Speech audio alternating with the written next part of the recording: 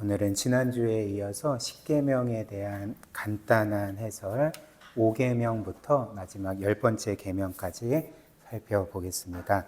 먼저 5번째 계명입니다. 12절 너의 부모를 공경하라.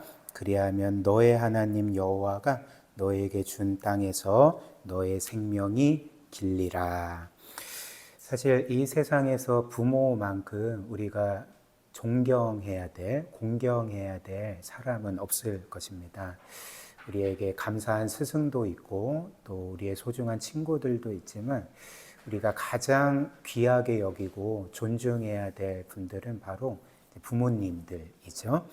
왜냐하면 우리가 지금까지 살아오면서 가장 어떤 면에서는 우리를 위해 희생하시고 또 헌신한 분들이 바로 우리 부모님들이기 때문에 그렇습니다.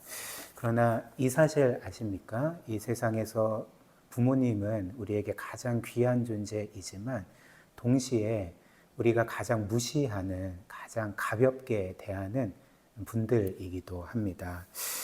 그래서 오늘 말씀처럼 하나님께서는 너의 부모를 공경하라 이렇게 말씀을 하셨는데 우리는 사실 이 말씀을 가벼이 여길 때가 많다는 거죠.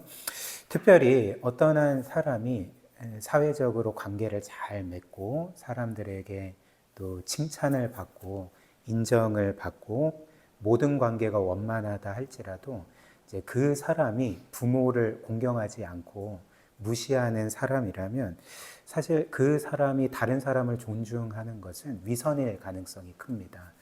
왜냐하면 어떤 면에서 가장 존중해야 될 사람을 존중하지 못한다면 그가 다른 사람을 존중할 때 그것은 사실 거짓일 가능성이 크기 때문에 그렇습니다.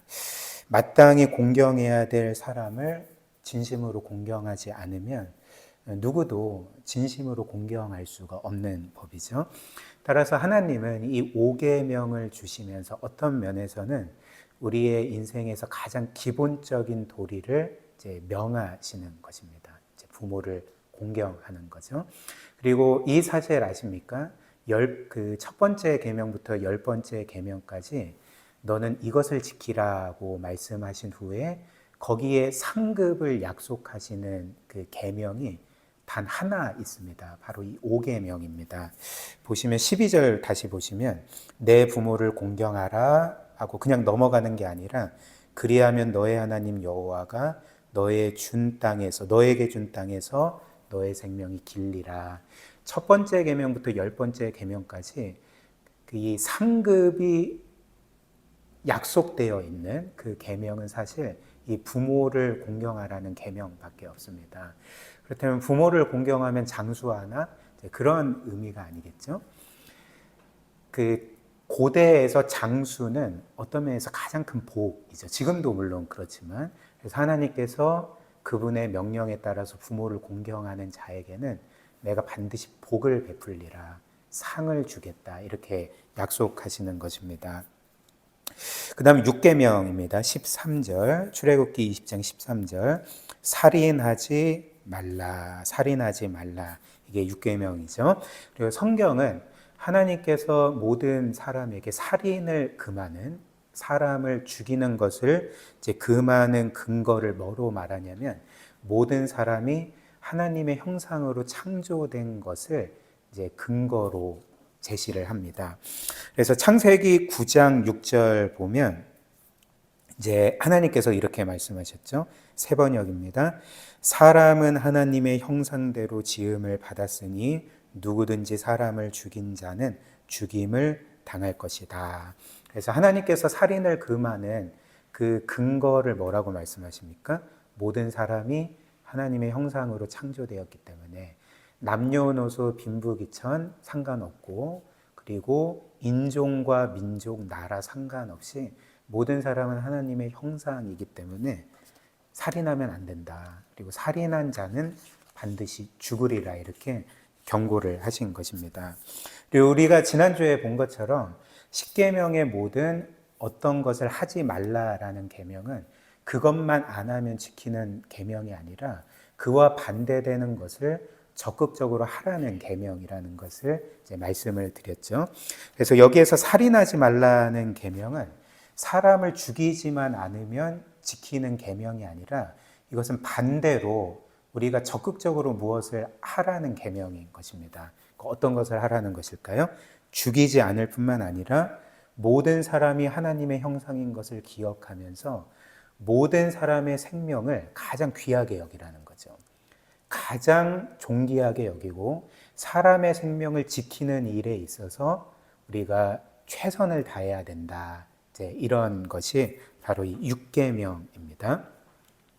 특별히 이제 사복음서로 넘어오면 주님께서 이제 이 십계명을 다시금 해석해 주시면서 이 살인과 관련해서 너희가 단지 사람을 죽이는 것만 살인이 아니라 너희 마음속에 어떤 사람을 미워하거나 증오하면 그것은 살인한 것과 마찬가지다. 이제 이런 말씀을 하신 적이 있습니다. 왜 그럴까요? 왜냐하면 이 살인이라는 것의 뿌리는 사실 그 사람을 향한 미움과 증오이기 때문에 그렇습니다. 그리고 하나님은 우리의 행동만 보시는 것이 아니라 우리의 마음을 꿰뚫어 보시는 분이시기 때문에 우리 안에 다른 사람들을 향한 미움과 증오를 이제 살인과 동등한 것으로 여기신다는 거죠. 한번 생각을 해보십시오.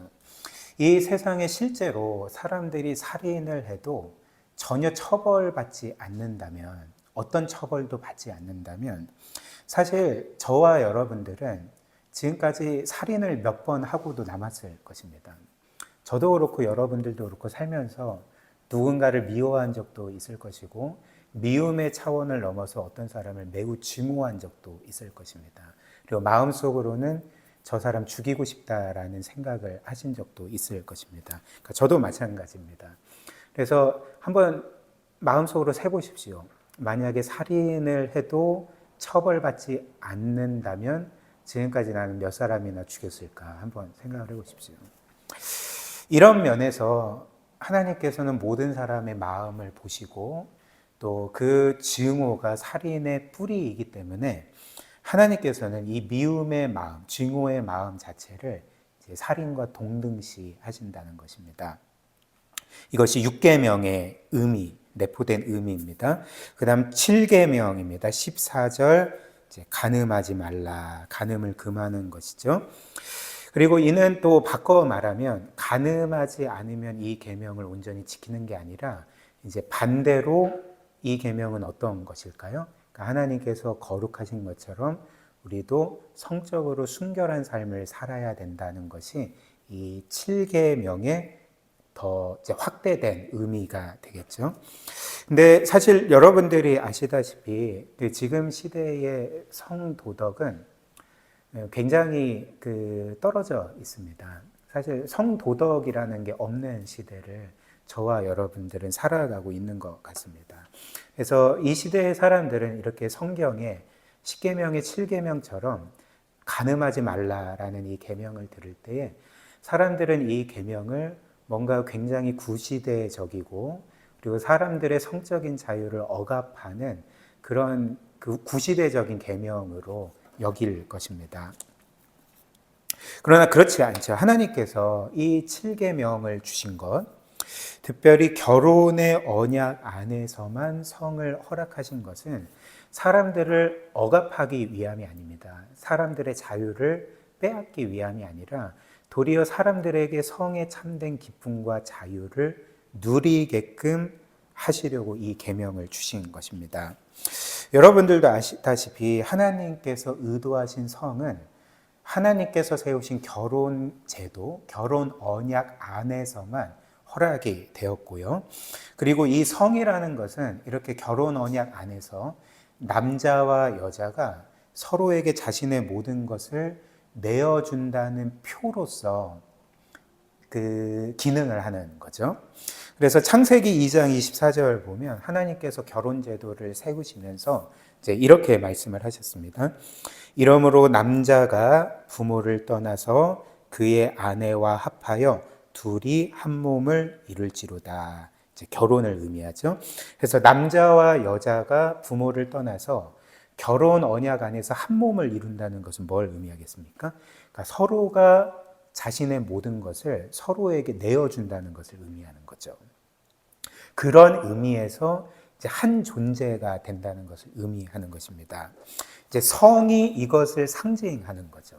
그래서 내가 나의 모든 것을 당신에게 내어주고 당신도 당신의 모든 것을 나에게 내어주고 서로가 서로를 위해서 헌신하는 것을 이제 표로서 보여주는 것이 바로 이 성입니다.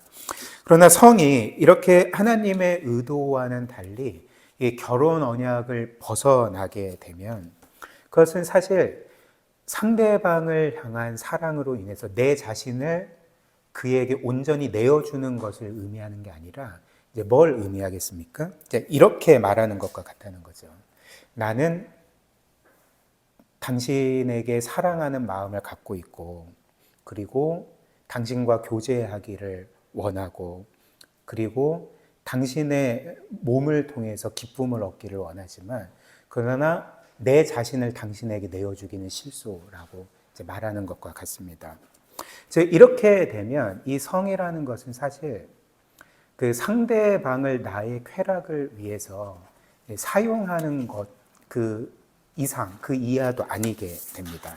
즉 상대방을 나의 어떤 성적인 쾌락을 위해서 이용하고 소비하는 것으로 끝나게 된다는 거죠.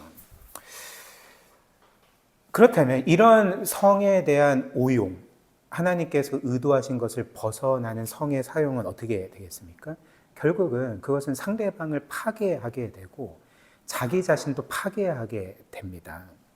그래서 하나님께서는 이 세상에 이런 성의 소중함, 그리고 사람들이 결혼 언약 안에서 하나님께서 선물로 주신 이 성의 기쁨을 온전히 누리고 서로가 서로에게 자신의 모든 것을 내어주고 헌신하는 그 가정과 사회를 지키기 위해서 이 7계명을 주신 것입니다.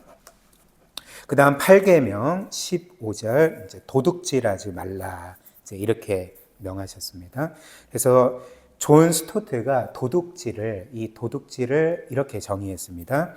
도둑질이란 다른 사람의 것이나 혹은 그에게 마땅히 가야 하는 것을 훔치는 것이다. 도둑질이란 다른 사람의 것이나 혹은 그에게 마땅히 가야 하는 것을 훔치는 것이다. 이렇게 정의를 했습니다.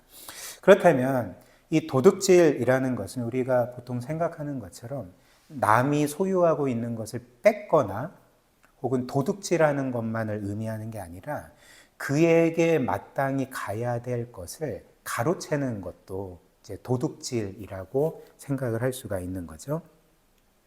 이와 관련해서 성경은 구원받은 우리 모든 성도를 이제 또 다른 이름으로 부르는데 그 이름은 바로 하나님의 청지기입니다. 여러분들 청지기라는 것이 그 어떤 것인지 아십니까? 이 청지기는 누구일까요? 그러니까 청지기라는 사람은 주인에게 주인의 것을 맡아서 주인의 뜻대로 그 모든 것을 선하게 사용하는 사람을 가리켜서 이제 청지기라고 부르죠. 그래서 지금 시대로 따지면 그 펀드 매니저처럼 그래서 어떤 사람이 자기에게 자금을 맡기면 이제 그것을 가지고 지혜롭게 투자를 하고 수익을 내서 어찌됐든 이 자본을 그를 위해서 사용하는 사람을 가리켜서 이제 펀드 매니저라고 부르지 않습니까? 그러니까 성경의 청지기가 지금으로 따지면 펀드 매니저 같은 사람이라고 할 수가 있겠죠. 그런데 하나님은 구원받은 우리 모두를 이렇게 그분의 청지기로 세우셨다고 말씀을 하는 거죠.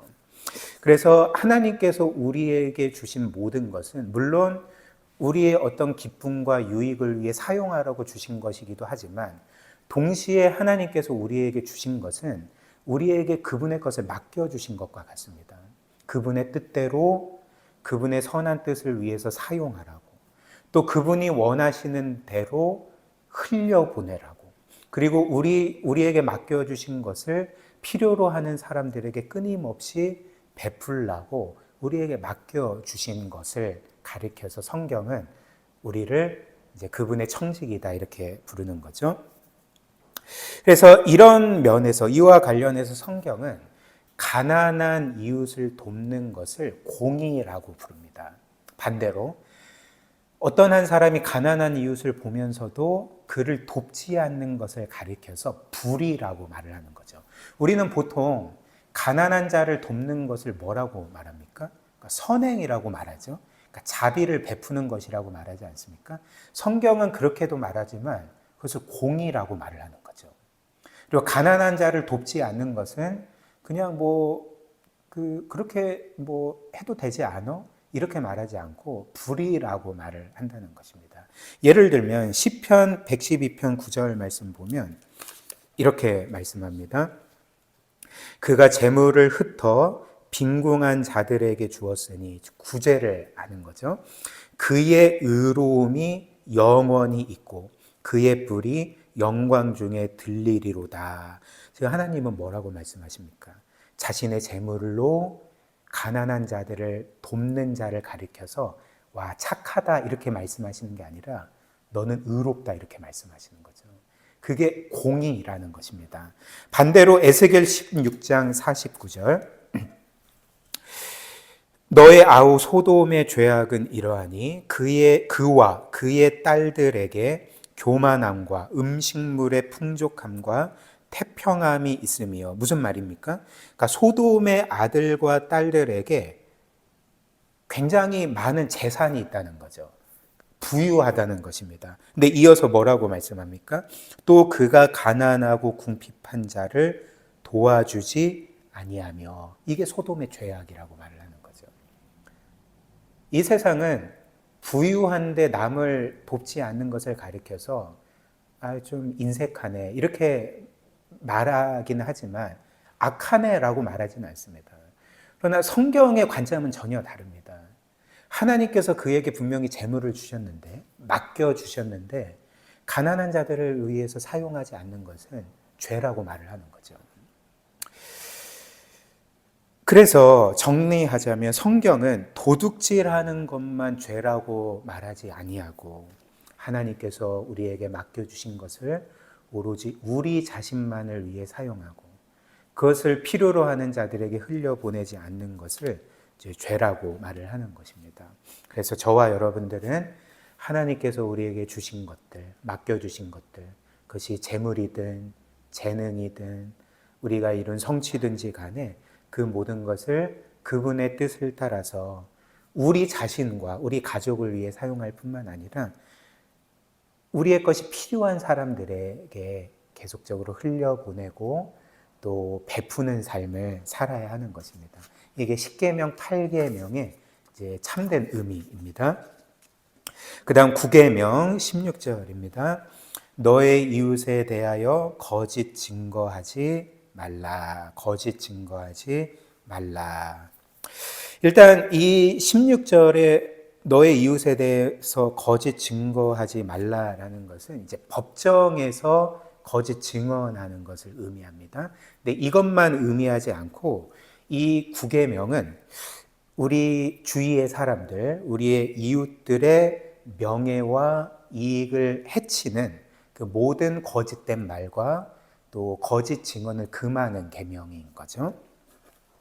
그래서 여러분들이 아시다시피 우리는 사실 사람들을 어떤 폭력으로만 죽일 수 있는 게 아닙니다. 사람이라는 존재는 얼마든지 말로써도 상대방을 해할 수 있고 심지어 죽일 수가 있습니다. 즉 우리의 이 혀라는 것, 야고보서가 말하는 것처럼 우리의 혀라는 것은 사실 사람들을 살릴 수도 있고요, 죽일 수도 있는 그런 것이라는 거죠. 그래서 예를 들면 저와 여러분들이 사람들을 가장 손쉽게 공격할 수 있는 수단이 뭔지 아십니까? 사실 때리면 이거는 큰일 나는 거잖아요. 그렇죠?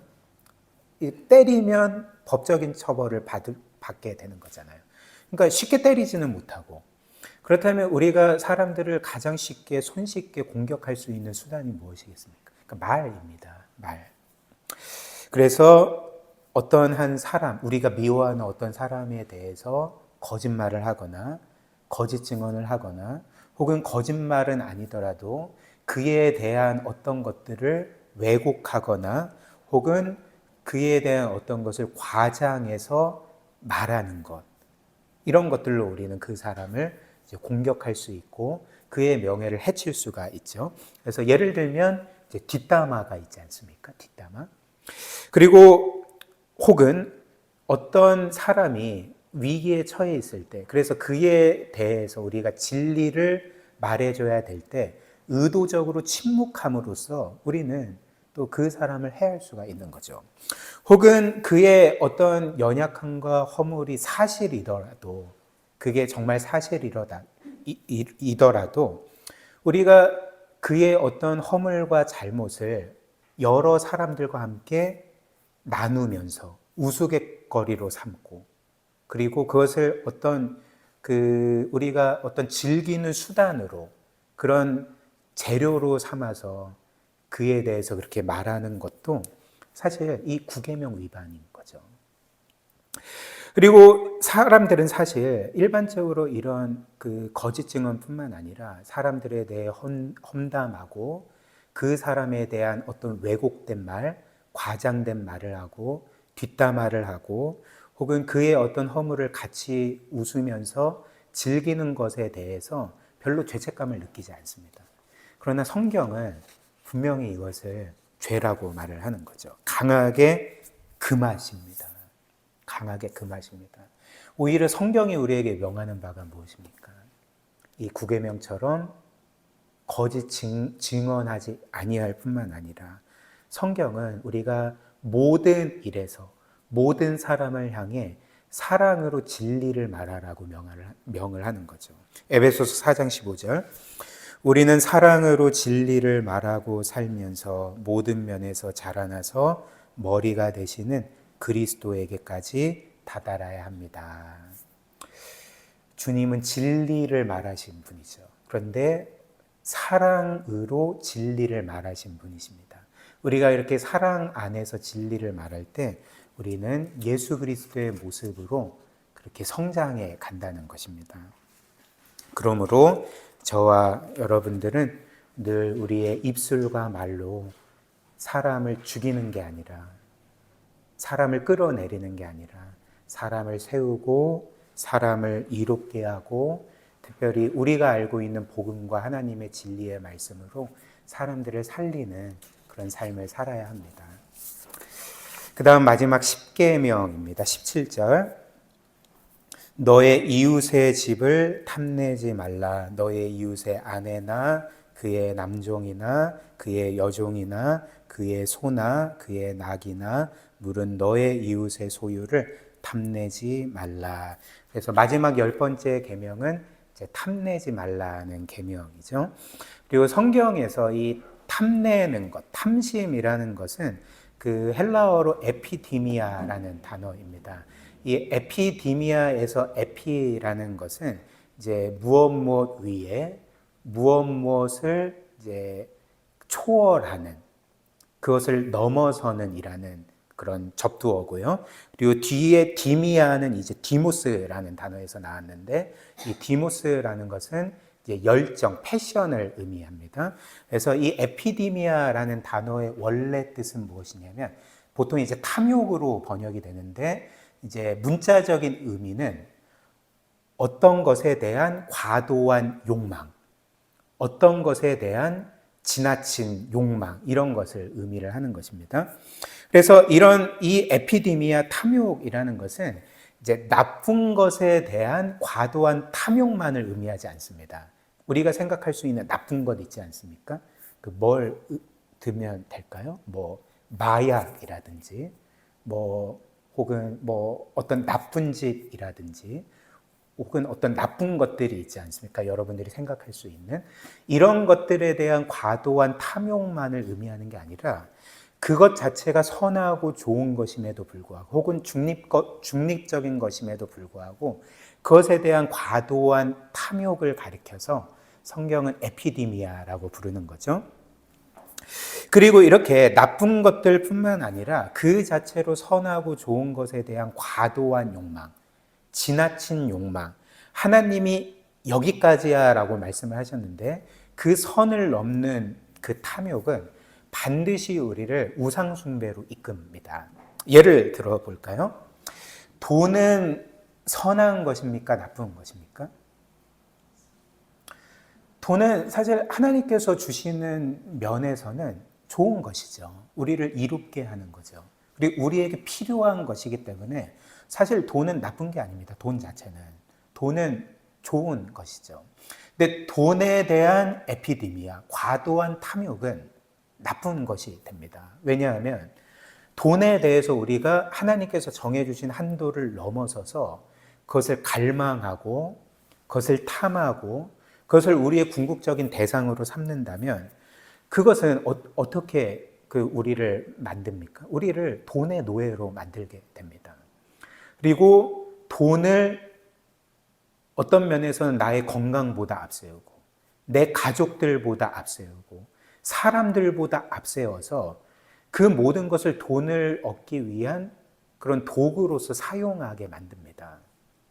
그러니까 돈 때문에 착취하고 돈 때문에 미워하고 돈 때문에 심지어 사람을 죽이고 돈 때문에 심지어 전쟁을 일으켜서 수많은 사람들을 죽이지 않습니까? 이것이 바로 에피데미아라는 거죠. 특별히 성경이 말하는 이 에피데미아, 어떤 것에 대한 이 탐심은 이런 것입니다. 오직 하나님께서 우리에게 주실 수 있는 것을 그것에서 찾으려고 하는 것이 이 에피데미아라는 거죠. 즉 하나님이 아닌 것들에 있어서 그것이 마치 우리의 영혼을 진정으로 만족시켜 줄 수 있는 것처럼, 우리를 진정으로 구원해 줄 수 있는 것처럼, 그리고 거기에 나의 삶의 진정한 의미와 가치와 목적이 있고 내 생명이 있고 내가 그토록 바라는 진정한 행복과 만족이 있는 것처럼 그렇게 생각하고 그것을 궁극적인 대상으로 추구하는 것이 바로 성경이 말하는 탐심이자, 이런 면에서 성경은 탐심을 우상숭배라고 부릅니다. 그래서 골로새서 3장 5절 말씀 보면 탐심은 우상숭배니라 이렇게 말씀을 하는 거죠. 그렇다면 이제 마지막으로 탐심의 유일한 해결책이 무엇일까요? 탐심의 유일한 해결책이 무엇이겠습니까? 우리가 어떤 것에 대해서 과도한 욕망을 갖고 그것이 하나님만이 주실 수 있는 것을 줄 수 있는 것처럼 생각하지 아니하고 도리어 하나님만이 나의 생명이고 하나님만이 나의 영원한 가치요, 삶의 의미요, 목적이요, 영광이고 하나님 안에서 내가 바라는 모든 것이 무한히 영원히 있다는 것을 굳게 믿고 그분 안에서 참된 만족을 얻을 때에 우리는 이 탐심을, 이 우상숭배를 이길 수가 있는 것입니다. 그리고 이렇게 기억할 뿐만 아니라 우리는 끊임없이 이 하나님의 사랑과 은혜 안에서 우리의 영혼이 계속적으로 만족해야 됩니다. 그 사랑을 계속 경험해야 되고 그 사랑 안에 거해야 되고 그 사랑을 실제적으로 우리가 맛보는 그런 신앙생활을 하게 될 때 우리는 이 10번째 계명을 온전히 지킬 수가 있게 되는 거죠. 진짜 마지막으로 이제 10계명의 모든 계명을 지금까지 완벽하게 지키신 분은 예수 그리스도밖에 없습니다. 어떤 면에서 우리에게 이제 복음이죠. 예수님 외에 이 모든 계명을 완벽하게 지키신 분이 없습니다. 그래서 존 스토트는 그의 기독교의 기본 진리라는 책에서 이와 관련해서 이렇게 말을 했습니다. 한번 보십시오. 예수님이 말씀하셨듯이 이 첫 계명을 지키려면, 첫 계명뿐만 아니라 모든 계명을 지키려면 마음을 다하고 목숨을 다하고 뜻을 다하여 주 우리 하나님을 사랑해야 한다. 하나님의 뜻을 지침으로 삼고 하나님의 영광을 우리의 목적으로 삼아야 한다. 생각과 말과 행동에서, 일할 때나 쉴 때, 친구 관계와 직업에서, 우리의 돈과 시간과 재능을 사용할 때, 직장에서와 집에서 항상 하나님을 우리의 삶의 첫 자리에 모셔야 한다. 나사렛 예수 외에 이 모든 계명을 지킨 사람은 아무도 없다. 이렇게 말했습니다. 사실 예수 그리스도께서는 이 땅에 사람으로 사실 때 동시에 그분은 여전히 하나님이셨기 때문에 사실 모세의 율법이나 십계명을 지킬 필요가 없었습니다. 사실 그분이 십계명을 주신 분이 아닙니까? 따라서 하나님이신 그분은 십계명을 지킬 필요가 없었습니다. 그러나 성경은 뭐라고 말합니까? 예수 그리스도께서 율법 아래 태어나셨고 하나님의 모든 계명에 완전히 순종하시고 지키셨다고 우리에게 말을 하는 거죠. 그렇다면 예수님은 왜 이 모든 계명을 지키셨을까요? 그분 자신으로는 지킬 필요가 없지만 우리를 위해 지키셨던 것입니다. 왜냐하면 우리가 하나님의 모든 계명을 범한 자이기 때문에, 그 범한 것으로 인해 영원히 멸망할 수밖에 없는 자들이었기 때문에 주께서는 우리가 계명을 범한 것 때문에 죽으시고 또 우리를 의롭게 하시기 위해서 우리 대신 그 모든 계명을 완벽하게 지키셨던 것입니다. 따라서 우리가 그 예수 그리스도를 믿을 때 하나님은 그리스도께서 행하신 일로 인해서 우리의 모든 죄를 용서해 주실 뿐만 아니라 그리스도 안에서 우리가 하나님의 모든 계명을 완벽하게 지킨 것처럼 늘 바라봐 주신다는 거죠. 그렇다면 이제 우리는 계명을 무엇 때문에 지킵니까? 하나님께 받아들여지기 위함이 아니라 이미 받아들여졌고 하나님이 이미 그리스도 안에서 우리를 율법을 완벽히 지킨 자로 여겨주시기 때문에, 의로운 자로 여겨주시기 때문에 우리는 이제 우리의 변화된 신분에 따라서 하나님의 계명을 감사함으로 지키는 삶을 살아야 합니다. 그것이 바로 저와 여러분들의 진정한 행복입니다. 우리 오늘 말씀 기억하며 함께 기도하도록 하겠습니다.